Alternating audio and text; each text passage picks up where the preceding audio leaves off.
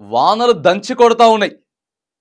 దేశవ్యాప్తంగా కూడా ఇక ప్రధానంగా తెలుగు రాష్ట్రాలలో వర్ష బీభత్సం ఉన్నది.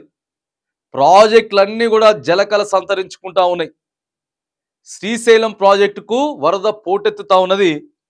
కాళేశ్వరం మేడిగడ్డ కూడా మొత్తం ఫుల్ అయిపోయినాయి. ఇక ప్రధానంగా చూసుకుంటే ఆంధ్ర తెలంగాణకి బోర్డర్లో ఉన్నటువంటి ఏలూరు జిల్లా యువతలకు వస్తే భద్రాద్రి కొత్తగూడెం జిల్లాలో ఉన్నటువంటి పెద్దవాగు ప్రాజెక్టు ఆల్మోస్ట్ ఆల్ అక్కడ కట్ట తెగిపోయింది. కట్ట తెగిపోవడం వల్ల 12 గ్రామాలు దాదాపుగా 5,000 కుటుంబాలు కూడా ఇప్పటికీ నీటిలోనే మునిగిపోయి ఉన్నాయి. మునిగిపోవడంతో పాటు అక్కడ విద్యుత్ అంతరాయం ఏర్పడతా ఉన్నది. తెలుగు రాష్ట్రాల ముఖ్యమంత్రులు కూడా సమావేశం నిర్వహించి మరి ప్రాణ నష్టం, ఆస్తి నష్టం రాకుండా చూడాలని చెప్తా ఉన్నారు.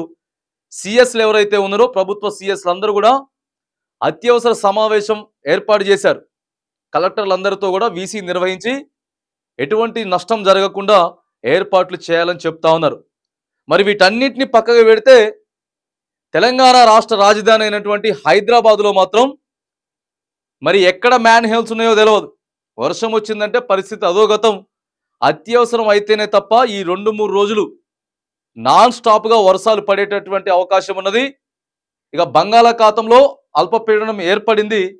జోరుగా ఈ 2-3 రోజులు వానలు కురుస్తాయి.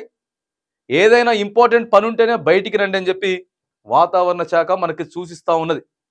ఇప్పటికే ఆల్రెడీ ఒకరిద్దరు కూడా మ్యాన్ హోల్స్లో గల్లంత అయిపోవడం కూడా మనకి చూస్తూ ఉన్నాం. హైదరాబాద్ పట్టణ వాసులు చాలా జాగ్రత్తగా ఉండాలి. 2-3 రోజులు మాత్రానికి అప్రమత్తంగా ఉండాల్సిన అవసరం అయితే ఉన్నది.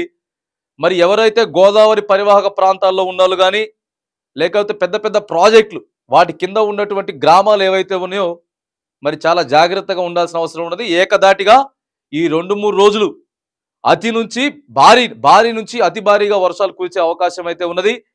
దయచేసి మళ్ళా చెప్తా ఉన్నాం, జాగ్రత్తలు వహించాల్సిన అవసరం అయితే ఉన్నది. మరిగా అక్కడ ఉన్నటువంటి ఎవరెవరైతే ముంపునకు గురవుతా ఉన్నారో అక్కడ ఉన్నటువంటి సిబ్బంది అంతా కూడా వారిని సురక్షితమైనటువంటి ప్రాంతాలకు అంటే పునరావాస కేంద్రాలకు తరలించాల్సిన అవసరం అయితే ఉన్నది.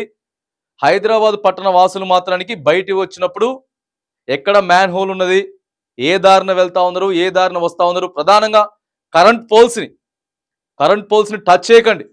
కరెంట్ పోల్స్ని టచ్ చేయడం కానీ లేకపోతే కరెంటు వైర్లు ఉన్నాయి కానీ వాటిని టచ్ చేయడం ఇలాంటివన్నీ కూడా దయచేసి బంద్ చేయండి. పిల్లల్ని, వృద్ధుల్ని చాలా జాగ్రత్తగా ఈ 2-3 రోజులు చూసుకోవాల్సినటువంటి అవసరం అయితే ఉన్నది. మళ్ళొకసారి చెప్తా ఉన్నాం, ప్రధానంగా జాగ్రత్తగా ఉండండి.